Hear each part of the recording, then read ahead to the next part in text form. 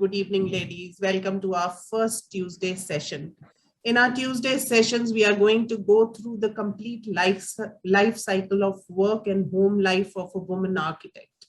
Her challenges to get started in her career, in office, confidence, and professional development. We'll be taking topics in this purview of overall development during our course of Tuesday sessions. So why we are starting with work-life balance? Juggling a career and a personal life inevitably involves some sacrifices. It isn't possible to accommodate every occasion alongside the work calendar. But just as there are sometimes vitally essential meetings to attend at the office, some personal commitments should also be deemed unmissable. It is this tightrope walk that some fail to walk and choose either one and leave the other. That is what we will hear today. Setting priorities at every stage is an option some of us or most of us would have done, but then it can be a very personal view. I would like to welcome our panelist, Bindya Bedi Charan Narona. Bindya, you are there. I saw you. So you're welcome. She's very much there. Thank you for accepting our invitation. Those who do not know about her, she's a very versatile personality. We are neighbors in our neighborhood, Saket. That's where we live, and we are working together also in developing our neighborhood to become a sustainable neighborhood. So I should rather say that she is beautiful inside out. The more you know about her, less it is. I get to know about her, some new facet about her through her Facebook posts every single day. So a brief introduction about her. She's a linguist working with a diplomatic mission based in New Delhi. She's also an author, poet, social worker, a regular contributor to national and international publications. I've actually, cut off a lot of things from her profile because it's a very long, so many things she does. But because of the paucity of time, I have, made it very, very brief. She's also founder of a community building volunteer organization called Mil Bandke, Sharing with Dignity, whose mission lies in spreading literacy, getting sponsorship for the fees of underprivileged children, and supporting young adults to find their direction. She's also an honorary advisor and Golden Door ambassador for Golden Door Awards, having won in the Write and Speak segments. She's the Delhi Region Chair G100 Mentoring and Motivations Wing. She was commended recently by the Honorable Minister of Women and Child Development, Mrs. Smriti Zubin Irani, on 3rd March 2022 for her work related to women and child support through many years. So you're welcome, Bindya. I would now like to invite architect Sabina Khanna, President, National Architecture Council, to say a few words. Over to you, Sabina. Thank you, Deepika. Thank you so very much.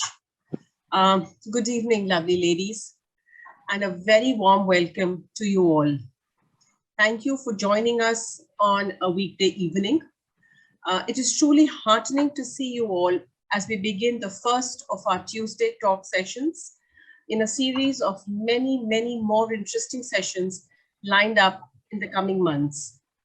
And what better way to begin with than getting to hear about work-life balance from our guest of the evening, Bindya Bedi Charan Narona, who has just very graciously been introduced to us all by Deepika.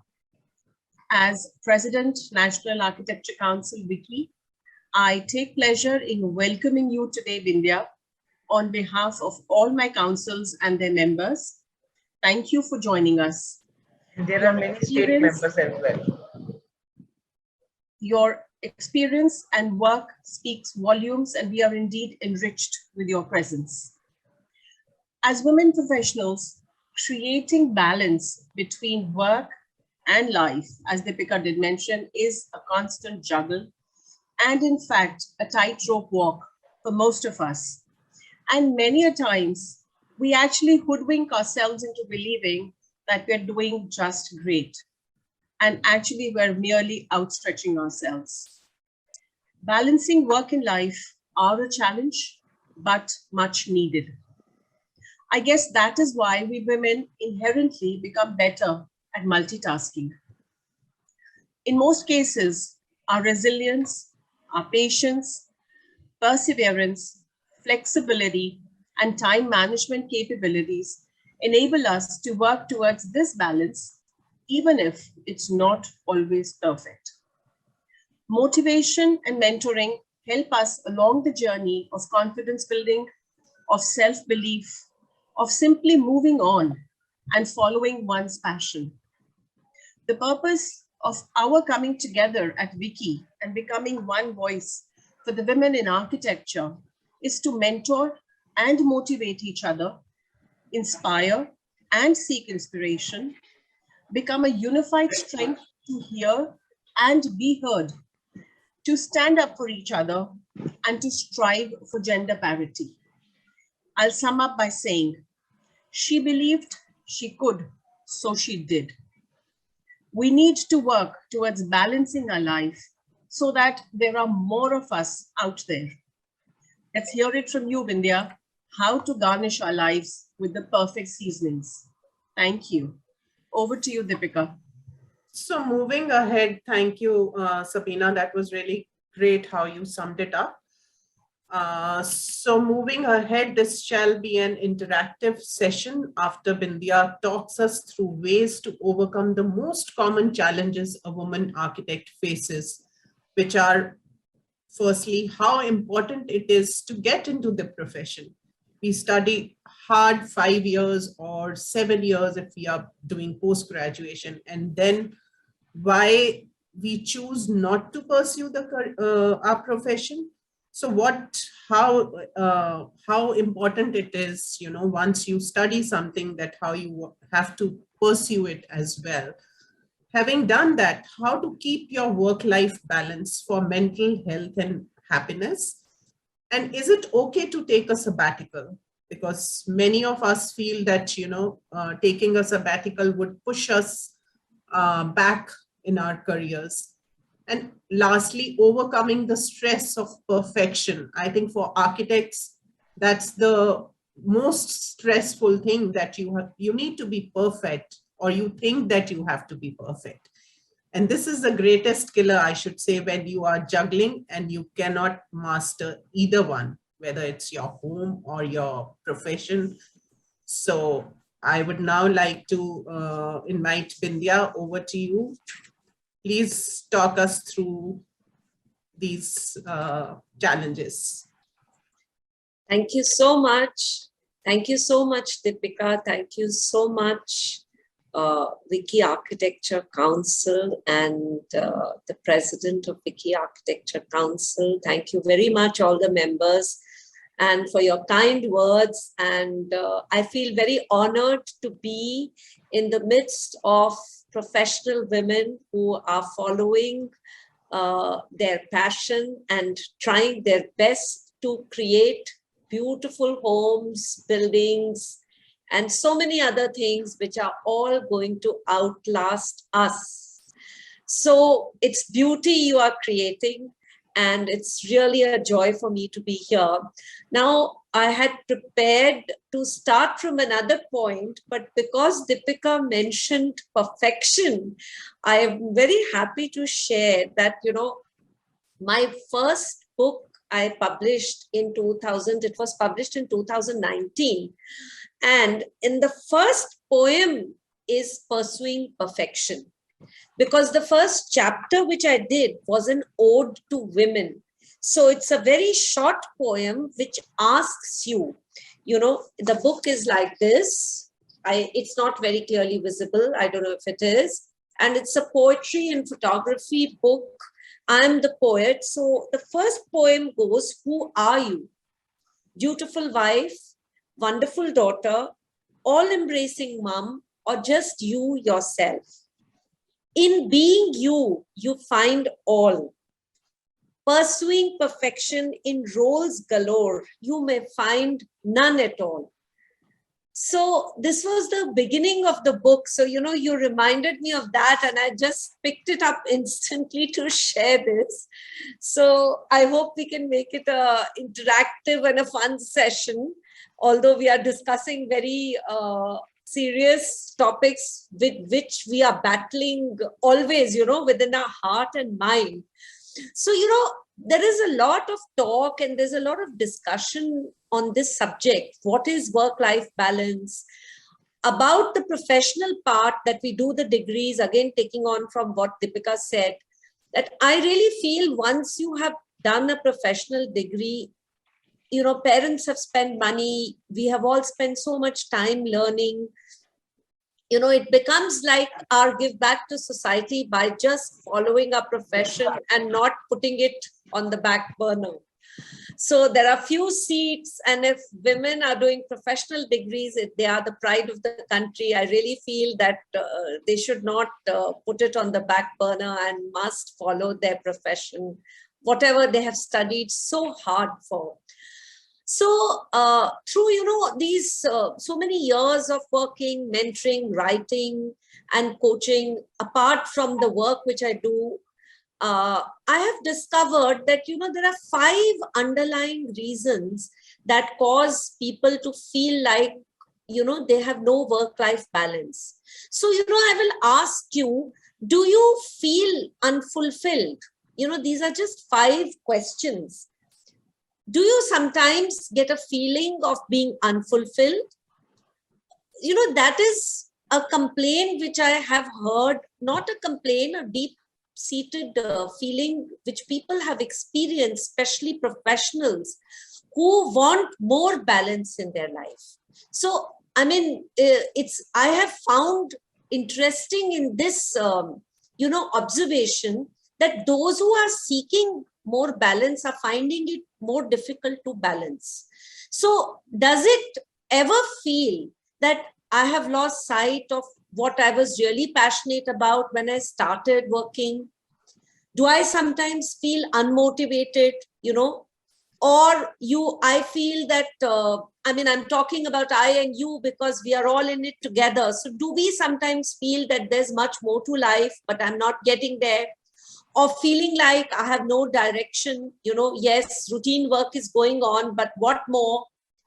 And the second question is, do you ever try to feel that I'm doing a lot, you know, and I want to do everything? I have this kind of a feeling also many times that I'm trying to do many things and sometimes I feel bogged down. So this is another feeling which is, you know, there at the back of our mind and particularly strong in us women.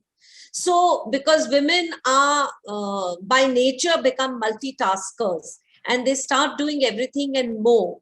So how do you, these questions which I'm throwing openly, these are all very personal questions which one can answer for oneself. And, you know, one can note yes or no for one's own learning. That, you know, do you ever feel that when you're trying to do a lot of things, that you may be out of control? Do you feel stressed or overwhelmed with too many targets? Or sometimes when you get up in the morning, you know, there's no energy in the morning, not much enthusiasm. And by the end of the day, one feels a bit drained. So, you know, these are questions which one has to ask one's own self to see whether what is our priority? What is it that we need to do? And whether we are having a work-life balance issue or not. Third point is, are you living a life of should?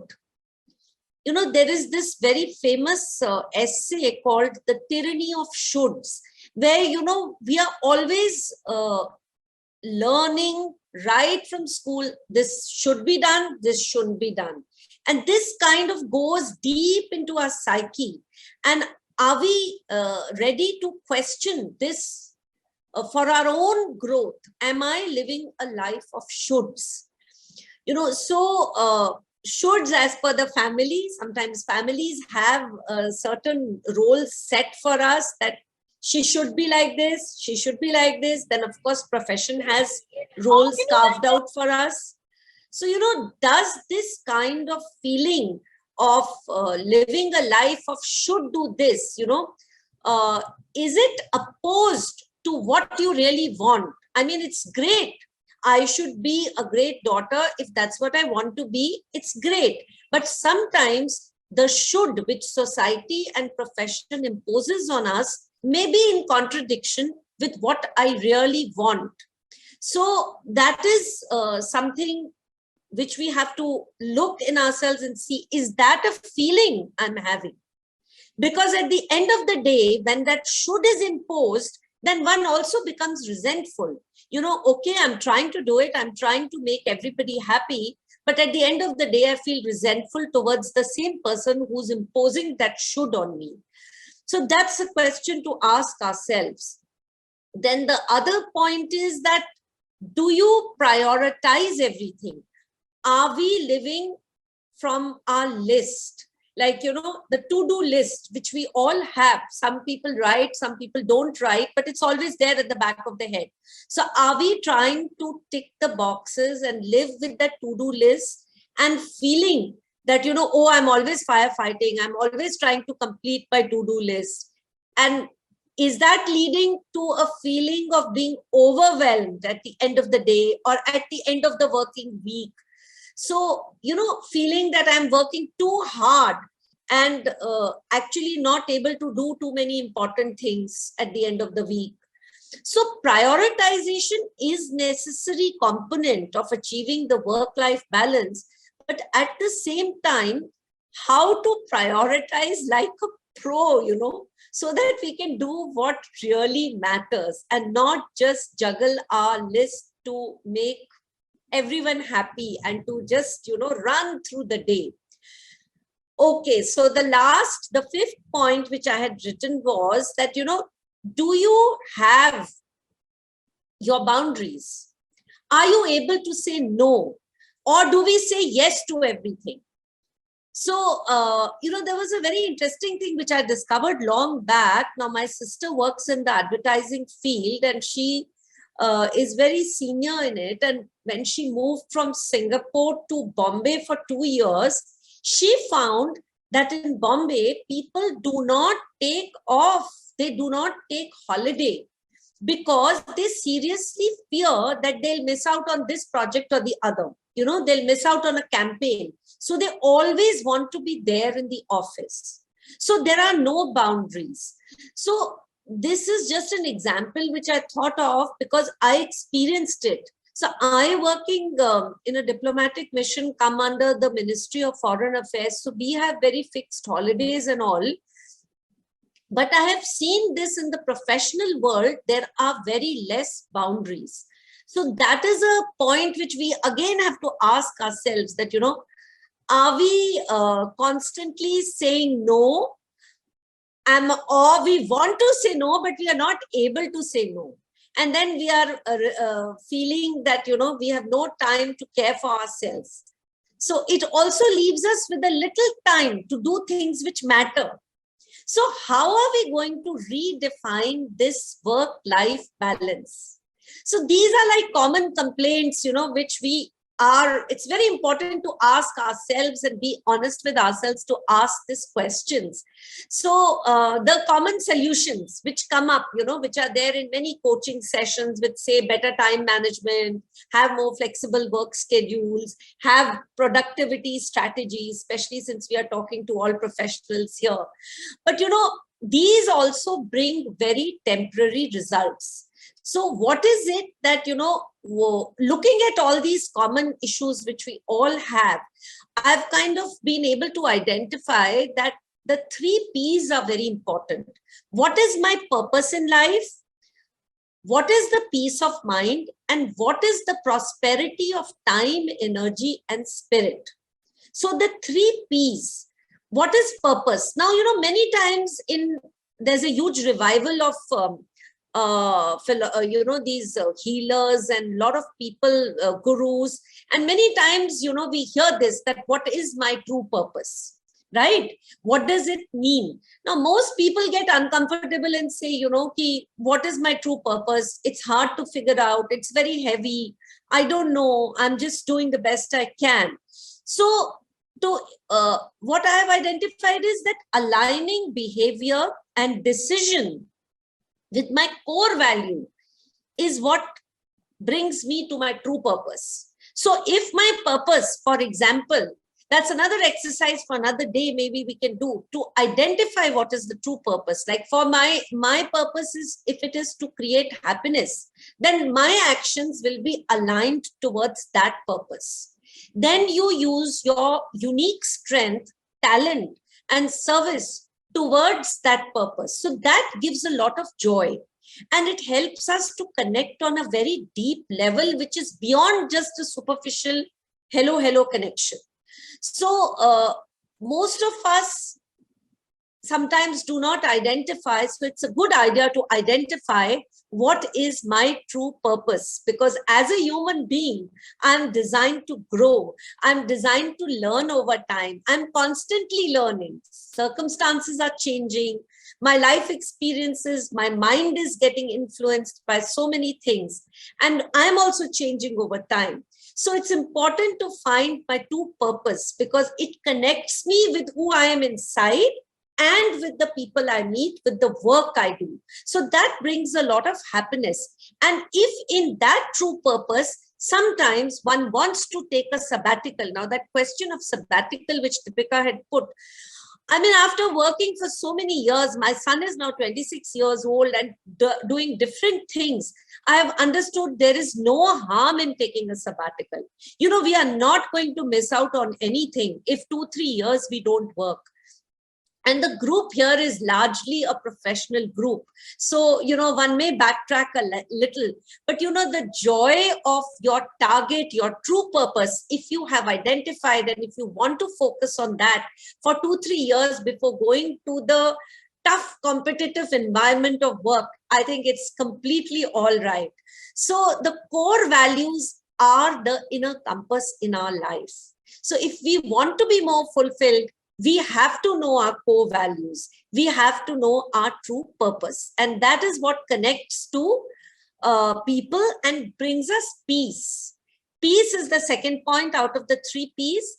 Peace, meaning of peace is to, when you feel balanced, you feel peaceful. You feel happy with your decisions. And you can take those decisions when your mind is at peace. If you're always in a tizzy and always running between targets, sometimes you do not take the correct decisions.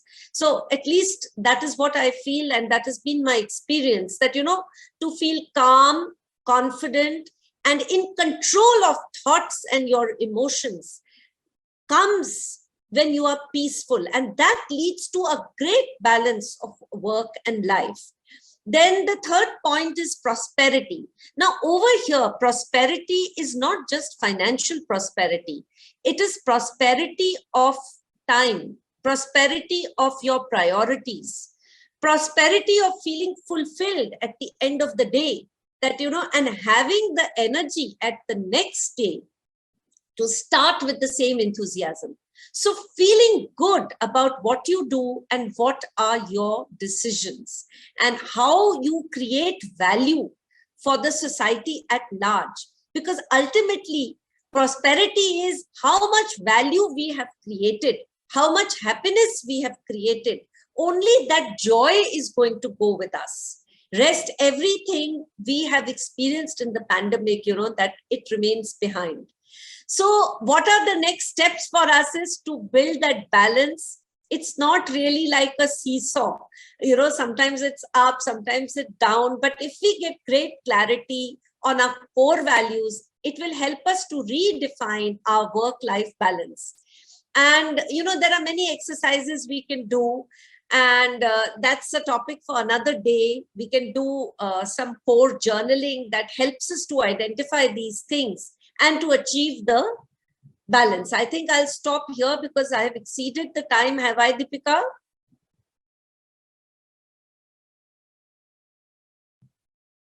You are on mute, Deepika. You're on mute, Deepika. It's absolutely fine, Bindya. Thank you for raising all these points and going through the talk and inspiring and motivating. I think we still have 10 minutes and we can open the floor to others to ask whatever questions they want to. So we just have 10 minutes and I think 5 minutes we can just do interaction. And then last 5 minutes, vote of thanks and saying bye also takes a long time. So either we can shorten our byes or we can ask questions. So over to anyone who wants to chip in. Anybody? Prabjot, you want to ask something? Yeah, I just want to appreciate because when she started speaking, मैंने कहा लड़की 30 साल की है, देखती हूँ क्या बोलती है. I'm 54. मैंने कहा she's in 30s, early 30s, and when she spoke very, very nicely and touched many aspects. And the most important aspect, message I want to convey to all the girls attached here is first love yourself, and numerous things will be sorted out. The balance will automatically come once you feel the realization of this very creation. God has created woman specially. So you must first love yourself. बहुत अच्छी बातें विद्या ने बहुत सारे point touch किए और बहुत heart को टच किया. ये स्ट्रगल है ग्रोइंग फीमेल्स की, ये बहुत बड़ी स्ट्रगल है कि बैलेंस कैसे बनाना है. बैलेंस बनाने में बड़ी दिक्कतें हैं, मगर अगर सेंटर पिवट स्ट्रांग होगी, and the pivot is no one else than you yourself. Once that pivot is strong, once that pivot is thumb jaisi strong, everything will go.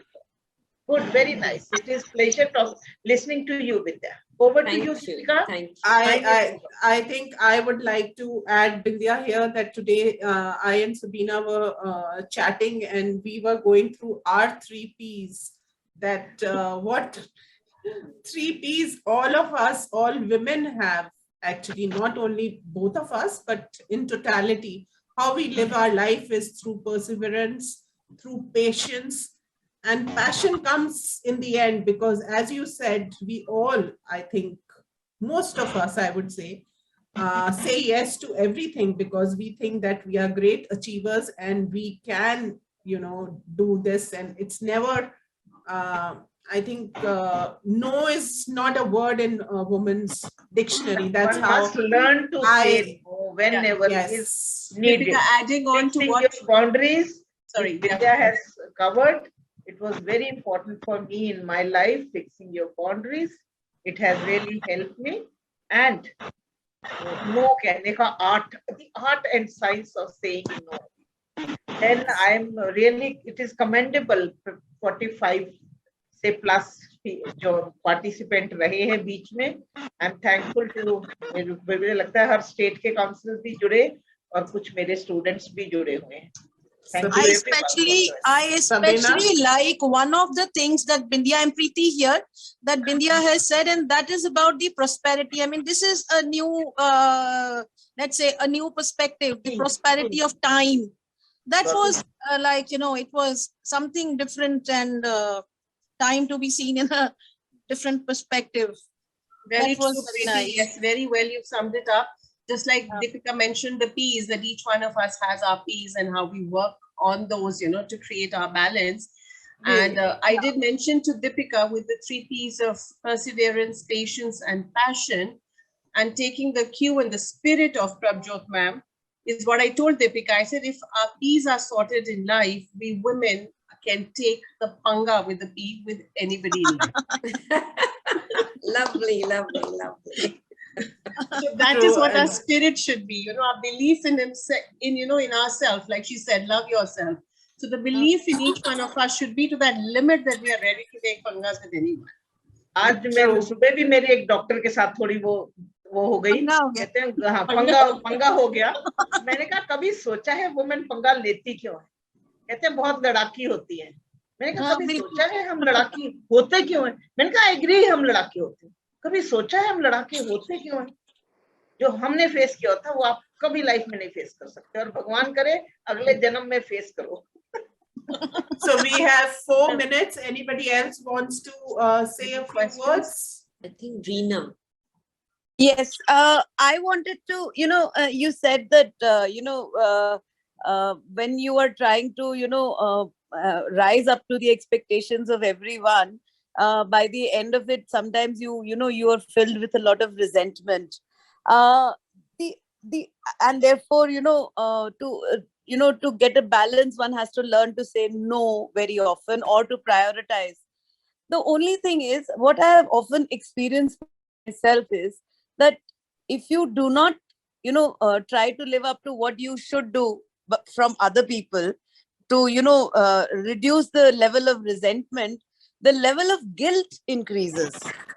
You are trying to live up to the expectations of people around you, whether at the workplace or at home, and you just start thinking, no, okay, even if they expect me that I should do this, I'm not going to do this. But when you do that because of your priorities or something, somewhere you are caught in a trap between guilt and resentment, and it's not always easy to reach a happy place after that. That is my kind of experience. Reena, the thing is that, sometimes when one is having these conflicting emotions, it's very important to come out of your own head and to look at yourself from a distance. Be the director who's directing the film of your own life. So when you look at yourself with a little distance, then you can analyze that, what is it that I truly want? Actually, we are so much going with the flow of our work and our routines that we are not in sync with our own feelings. If your feelings, if it is making you happy to say no by all means. That is what is self-love. And then don't feel guilty about it. But if you feel that you want to make others happy and that is going to make you more happy, then do your best. So the important thing is not to spread oneself too thin, but to choose and do that thing to the very best of one's ability. Go on, Kalyan. So, Any more so questions? We have a minute and 30 seconds left. I could not make out the name. कुछ लोग हाथ खड़ा कर रहे हैं, उनको मौका. we have only 1 minute to go. So Yeah. in case Give the her meeting finishes, so बहुत बड़ी बिंदी लगी हुई है, मुझे नाम नहीं उनका दिख रहा. उन्हें 1 मिनट जरूर दें. So हमारे पास सिर्फ unmute. 1 minute है. We Unmute. just have 1 minute with us. We just have 1 minute. So 30 seconds we need to say thank you to Bindia, all of us, and say bye. So very quickly, please. So hi, my name is Rashmi Gupta, and I loved what you said, Bindia. But I just want to tell you, women are no less than anybody. And if you've set your heart on something, you can just go ahead and do it. And we do it unwittingly. I mean, we are designed that way. Our system is worked out in such a way that we can do multitasking and without a frown on our heads, I'm working now for the last 48 years. And I don't feel the thing. Everyone asks me, you still working? I said, yeah, for another 20 years, maybe. So that is it. I think everybody should feel very empowered about it and not feel bogged down. Nothing can bog you down, and you have to fight your own self because you are very, very demanding to yourself because you want to set goals and you want to fulfill them. And when you can't, then you're unhappy with yourself. She said prioritizing. I think that's the main, I would say, a very important aspect in our lives, whether it's architecture or any other profession. How do you prioritize every stage of your life, whether it's your career, your home, unless you are in a white-collar job, which you can't leave. But the new generation now also takes sabbatical. But I would like to add here, Deepika, to what you're saying is, where you mentioned about India having talked about prioritizing things, I feel if you have chosen to prioritize, whether it is work over family at some point of time or family or personal over professional, you should belong there. You should never think that, oh, I've taken the priority, but yet had I done that and I'm missing out on something. If you've chosen to prioritize, belong where you are. Only then you can do full justice to what you have chosen to do, and you will not feel the guilt. Otherwise, as women, because we have to multitask so much, we remain under a lot of guilt.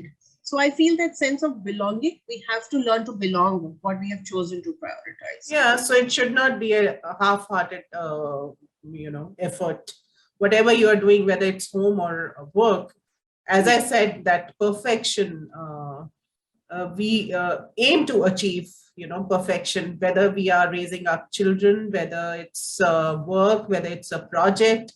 Everywhere we need perfection. And when that is not achieved is where unhappiness and frustration comes in. True. So over to you, Bindya. You were saying something. Also, it all depends on what each one's priority is. Sometimes the priority is that I want to be able to be there for my children's PTM. For somebody else, the priority may be completely different. So I think each one has a very individual take on what one's life is. So first of all, we have to really do away what is with this, culture of comparing. And I think largely it is, I can see it in so many WICCI programs, that culture of openness has to come instead of that politicking.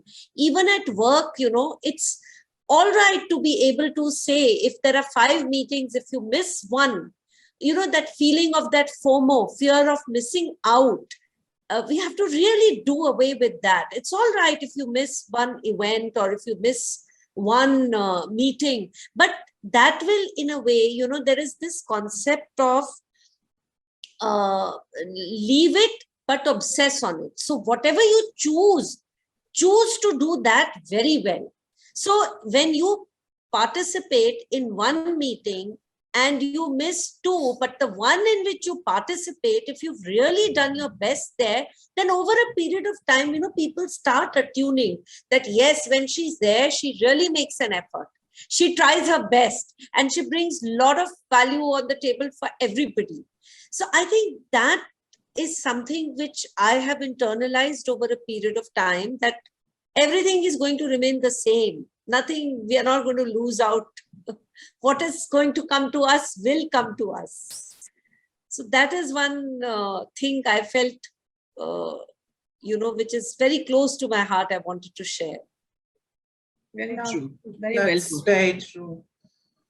Whatever, like Sabina mentioned, that whatever you choose, you do it perfectly. Yeah, just belong. So then there are no 2 ways about it. Then you shouldn't be, hopping between 2 boats. Udhar bhi hai, udhar bhi hai. That's where the fall comes. And it's all right, to put your phone off for 2 hours in the evening when you come back from work, because that completely pushes you away from work. It's the constant overload of information which is coming to us. Sometimes we don't realize it, but it does stress you out sometimes. So once you come home, I do that many times. I put my phone on charge in the other room and I go and sit in the other room and I don't see it for 2 hours. So that really helps me to be completely in the moment wherever I am. Yeah. Very true. I mean, I think, even after office, my husband says the same thing to me. He says, you're not the fire brigade. You can give your phone a break. Habit, we get into that thing, we instantly reply, especially during this lockdown, we have been at home. So everything is only online. So you have a tendency to see your weekend. And also another thing, I think women have to be very aware of their working rights. Only a very self-aware and strong woman cannot be manipulated easily at workplace, because we do not quantify the kind of work we are doing, even in the evenings, even on weekends. Even by answering emails, we think, okay, I'm just answering an email. But at the end of the day, it is taking away your personal time. So your personal well-being, your mental well-being, your physical health, when is the time going to come for that? Even while walking on treadmill, we try to listen to podcast or some important things. Or even while walking, I see most of us are listening to things. But the thing which recharges us is the green, is just the nature. I mean, I think, live in a very polluted city. So whenever we get an opportunity to be close to the green, it can be very invigorating. Sure. I'll add another aspect to this topic, considering the newer generation. So what is your take on that? If we compare generations, like from our generation or maybe your generation before us, we were all like, our parents are all come from an educated background. Their generation was all educated, but not necessarily the women in that generation were working, or perhaps in our generation, we are all educated professionally or otherwise. And yet it was not like the career was not given that much importance, because it was always, raising children, looking after home. I'm talking about a generation before us. But nowadays, how things have changed. Now we brought up our kids. There's equality at home, starts from home. So equal opportunities to both daughter and son. So even in our generation, our parents did the same, and we did this. We went a step ahead of them. Of course, every generation goes a step ahead. So now what has happened is that girls who are working, they want to set, have their careers as their priorities, rather than getting into relationships or getting married. So where is the balance? What is your take on that? That is where the parents come in. The parents have to stop, when you teach your children from day one, like our generation, what you are saying, Deepika, that, take your decisions, learn to be independent, learn to go abroad and study, work on your own, then suddenly it's not fair, to expect the girl to change overnight and to fit into that mold. Then you have to give her freedom to make a choice. I think it's all right if somebody doesn't want to get married. Everybody doesn't have to get married and have children. No, it's not. I'm not talking about a particular case. I'm talking about this generation as a whole. It is happening. So they are getting into, that marriage in our generation was in 20s, perhaps early 20s. And we started our careers after we got married. But now it's the other way around. It's career now and then getting married. So where does one find? Is there a balance? They have to find the balance themselves, because parents cannot live the life for children. And this generation is very different. What they have learned, we cannot even compare. Most of the youngsters, I feel, are much more sorted out than we were or we are. They are going towards minimalism. They are going towards an experiential life. They are not into buying gold and hoarding and saving. And they have the confidence that, we can enjoy the moment. So what? They have the confidence to change careers, which we never had. We did one thing and we stuck to it, ki pata nahi dusra job milega ki nahi. So, these kinds of fears, they have so many avenues open for them, but they also have a lot of peer pressure. So I think the parents' role is here to support them and to tell them, go ahead and experiment.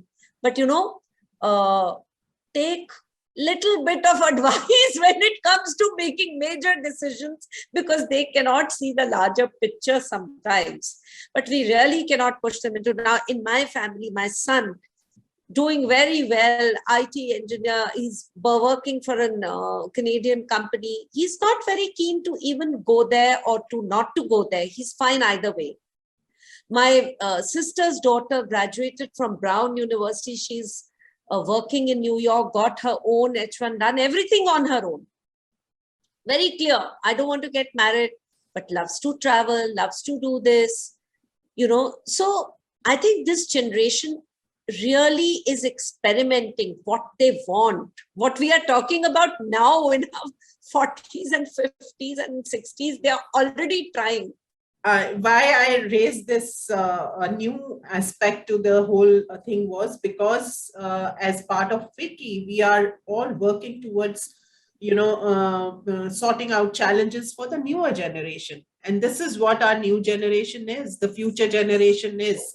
So it is for their interest that I raised, this question to you to talk about. I think we have to stop judging them and let them live their life the way they want to. We think from our point of view. I'll share another real incident with my friend. She's a very dear friend and her son is like my son, and she's a lawyer. She has a big law firm. And she wanted her only child, wanted him to do law. Her father-in-law was also a lawyer and he was not interested. तो हमने उसको करके कि भाई degree तो कर ही ले, करना या नहीं करना, डिग्री तो कर ही ले. So that's why I feel so strongly now when people leave their degrees and they don't want to use it, I feel किसी और की सीट पे story है. So he did the degree, he gave the bar exams, did everything. He wanted to be a musician. So then we said, okay, do both the things, follow your passion and follow your profession. Sometimes they are not a good match because you need to earn a good living and be independent financially. That also he didn't do. Ultimately, he is building hotels today. Of course, that education is helping him. And, he's living in with his girlfriend and both of them are working together to build new hotels. So, coming from a traditional family, now the family is okay with it. So what can you tell this generation? They are so keen and they are so knowledgeable and they are trying their best. True. I think the newer generation is more sorted. They know what they want. Also, as parents, what we had been doing is during our times, we had limited options of professions to choose after, or lines of study. But now they have so many options, so many diverse options, that there's anything that they can take on, or like you said, take on one particular passion with another profession that they can choose to do, Yeah, so very interesting interaction. Anybody else? I can see two other. Mala, you want to say something? And who else is there? Seema, we have a young participant here, Seema. Deepika. Yeah. I would say, there has been a lot of difference in the, I will not switch off. There was a lot of difference. We as parents have given a choice to our children to do whatever they want passionately. I have seen my daughter, she's a hotel management girl, and she did a BBA, MBA, she did everything. Today, she is at a very good job, leading the company. And a single mom. And my son, after doing his engineering MBA, he's having his own startup, which is going to be very different. But we are allowing, because in those days, the parents only knew that we have to earn. Whatever we have studied, we have to get into it. Today, the things have all changed. So that itself is a freedom for any girl or a boy. And, even come to think of, in those days when the parents had asked us to hold ourselves with gold and jewelry and with all these things, because this is for your future. That is what they could think. But today, my daughter has gone ahead and she has bought a 2 crore property for herself. She says, yes, I know it. So that is a lot of difference where, things have started up. And, today, her daughter, she's who is in the first standard, is still more, open. And she knows, she's telling me, she comes and tells me, she is having an affair with her classmate. My daughter and myself, we looked at each other. We said, okay, you can continue if you're happy with it. Will our parents do that? My God, would have got a, spanking from them. So that is the difference. We have given them the freedom, and at the same time, we also draw a line to tell them, look here, this is this. And you can do beyond that. Do not get beyond that point. So this is where, for any girl, a freedom and personality development and to say no has also come in. But it's very difficult, still it's very difficult for any single mom to work in a male dominated position. So it is still, we have to also push that away, because I think in the next generation, when my granddaughter grows up and when she starts working, I think that will go off. But still this is there in a male dominated world. These small things are there. And as you said, if you want to take even a holiday or a sabbatical, this is the first thing, the man says, "Are inka to, they are not serious about it," because they don't understand the other, page of a woman. There are so many other things. They are multitaskers, yes, but they have so many other things to do. So thank you. It. Thank you, Mala. I have to cut you short because there are two other participants who want to ask questions, and Bindya has to leave. So 5 minutes, Bindya. Can I ask them to ask questions? Sonia and Anjali, I can see 2 hands raised. If it's okay with you? Yes. So we just have 5 minutes before we say bye to Bindya. So go ahead, Sonia. Yeah, hi, Bindya. It seems, the way the conversation has taken place, that work-life balance is more for our generation rather than for present generation. What do you say about that? No, I think they really need it. They are so obsessed with work. They work much harder than us.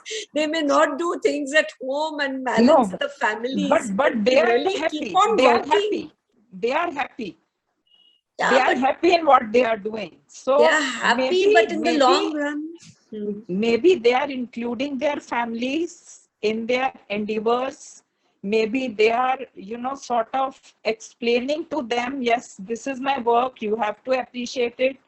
Maybe they are more outspoken than us, what we used to be. So, from the entire conversation, even with my daughter also, who is 37 years old and is unmarried and is executive director in a multinational company, I mean, I find her happy.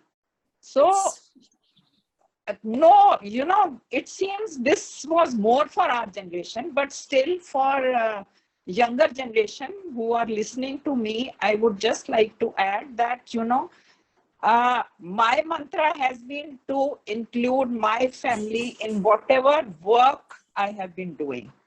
I explain to them that this is important and they appreciate it. And then they become part of it. And sometimes even when I want to spend time with them and they know that something important, I used to work for Government of India, that something important has come up for mom. So they would simply push me, no, mom, Vice President of India is coming, you have to go. Just leave us to ourselves. So maybe, this generation is more sorted, as Sabina said, and this work-life balance has been more for us rather than for them. This is what I feel. We are in between, na? We are caught in between. We are so we need it more. That's why I raised this work-life balance for them, because for them it's only work as of now. That's why the late marriages and late settling down is happening. So there's no balance. That was my first question to Bindya, that what do you call a balance for this generation? Yeah, but then that is their choice. They are very happy, and but it may not necessarily be good in the long run, which they will find out. It's their journey. Since we are talking about balance, so that's where the question was. But so still, Anjali, over to you. Yeah, hi. I think whatever has been discussed here today has been kind of quite a lot of points have been discussed here. And I somehow feel that work-life balance is very different is very generational actually. What was good for us is very different to the kids. For us, probably the balance was staying at home, looking after, being with the kids, being with family. balance for this generation is probably going for a holiday. So it is very difficult to probably, Vidya, what do you say?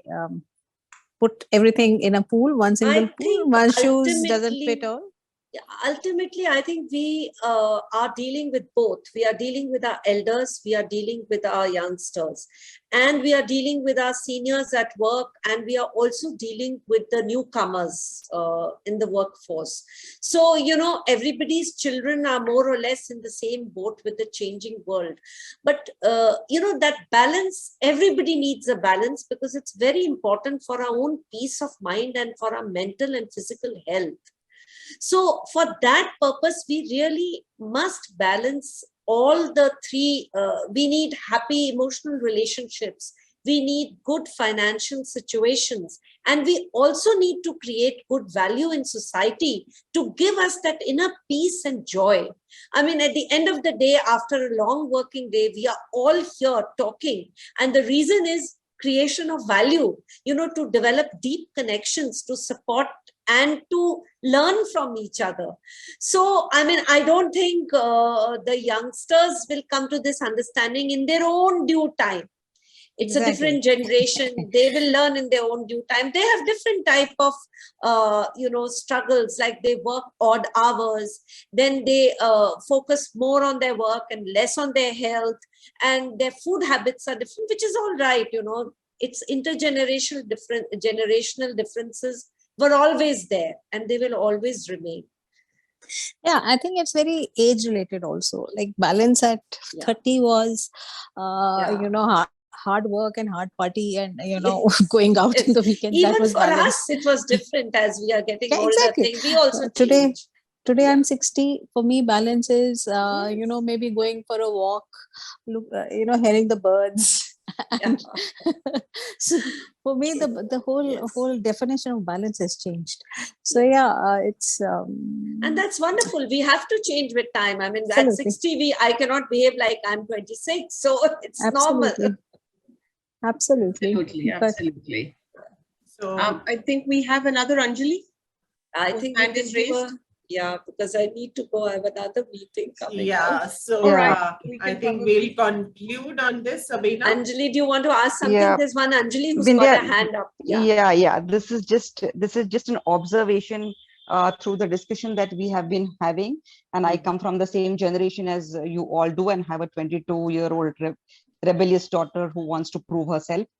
So I'm in the same boat as you people are. But do you think throughout this process of being an individual, we have lost the skill set that the generations used to pass on to us, the wisdom and the skill set of the generations that generations passed on to the younger generations, and, you know, some things automatically fell in place with that?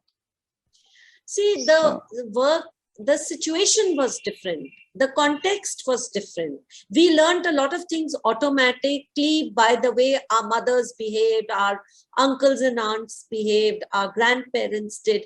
Our children being brought up more in nuclear families, more focused on work and one child and not much of sharing at home. And, you know, parents are also more prosperous, so the children have access to a lot, many more things than we did. So that also, you know, gives a different kind of learning, but it's all right. Don't worry so too when much I have a about headache, it. I call my mother and ask, Mama, what should I do? I still do that because I have an active mama, but my daughter Googles a solution. That's okay, because, you know, they say, but let me also share here that, you know, we have been focusing on work, and I've been working from so many years in a very regular government atmosphere, you know, with the foreign ministry. And here I was able to bring out I became a writer. I did so many other things because my son encouraged me. Mama, follow your hobby. You can learn a lot from YouTube. You can learn a lot from Google. You cannot go to the university to learn, but you can learn on your own. So I learned a lot from him. So the intergenerational learning has to flow. We cannot judge them. We cannot guide them so much unless they want advice. I have learned that, you know, they want to be treated as adults, but they will behave like children. So that's how I I'll just add Deal to what with you it. mentioned, Vindhya, to answer Anju's question. Yes, very Yeah. true. I think we are the fortunate generation Yeah. that got to, take in the learnings of our parents, Yeah. and yet we are also taking in the learnings from our children Yes. to be able to move ahead with the times. They are the ones who are keeping us in sync with the times. True. So we are that, at least call myself as the fortunate generation where, I've had, we get learnings across both, from the elders as well as from the children. True. I agree with you, Sabina, and I think that today's topic actually works for us. I think we've done the best, our generation, I'm talking about the whole generation, as in work-life balance. We've done both. We've balanced our work with our, raising our children to the best of our abilities. Whereas the newer generation, they go through these sessions in their work life because they are under so much stress that their organizations, the corporates, have to organize sessions that how to balance your life. Whereas, as you said, that we are lucky that we inherited that from our parents, how to, walk this out, and of course, have new learnings. Yeah. So I think we can end on that very nice positive note. Good evening. Thank Good evening, you. ma'am. May I allowed to speak now? Very quickly, Seema, I was calling I you. need to go. I sorry. have a meeting. My meeting is waiting, so I really need to go. Okay, just a small point, ma'am. So what I believe that the balance in women's life is all revolve around marriage. What I have compiled from all the conversation, like I am 26 and worked at National Highway Authority of India. And what I believe, being an unmarried, what I believe that balance for me now is different, and balance for me after marriage will be a different. So it's the major component is a marriage in a woman's life that bifurcate of my balanced life, my whole life, and this whole, it's like kind of a vicious circle that revolves all around the marriage only. Seema, every stage is different. Every stage. Yeah. When I got pregnant, my dad said, now your focus is going to be on your child. And when the child grows up, his focus is on his career, like your focus is on your career now. And when you get married, it will be your husband. And when you have a child, it will not be as much your husband as much your child. So we are all changing, we are all growing, and that's all right. That's going to happen. And we have just 3 minutes, and I think now it's time. Vindhya is really pressed for time. So thank you so much, Vindhya. And it's like a never-ending. Everyone has enjoyed so much talking on this topic, and thanks. Over to you, Sabina, to say a word of thanks to. Thank you so much, Vindhya. It's been a pleasure having you, and thank you for your time. It was a topic of work-life balance, very relevant, that everybody needs in their life to talk about, to understand. And I think the more you talk, the more you share, a better understanding is what you get. So thank you so very much. And thank you, everyone, all the lovely ladies who are here. And of course, we'll thank everyone personally who are not here, but were there. We had a big audience of almost 43, 45 ladies. So thank you, everyone, for joining in today for our first Tuesday talk. So thank you so much. And thank you, Vindhya, again. Thank you, Deepika. Thank you very much. Kudos to the rise of sisterhood, because all these things have led to the rise of great sisterhood. Thank you very much. Thank you. Thank you, Deepika. Thank you, everyone. Thank it's you. A good start. It's a good start to other Tuesday sessions. So absolutely. And everyone, please stay safe. Yeah. Thank you. Thank you. Bye. Thank you. Bye-bye. Bye. Bye.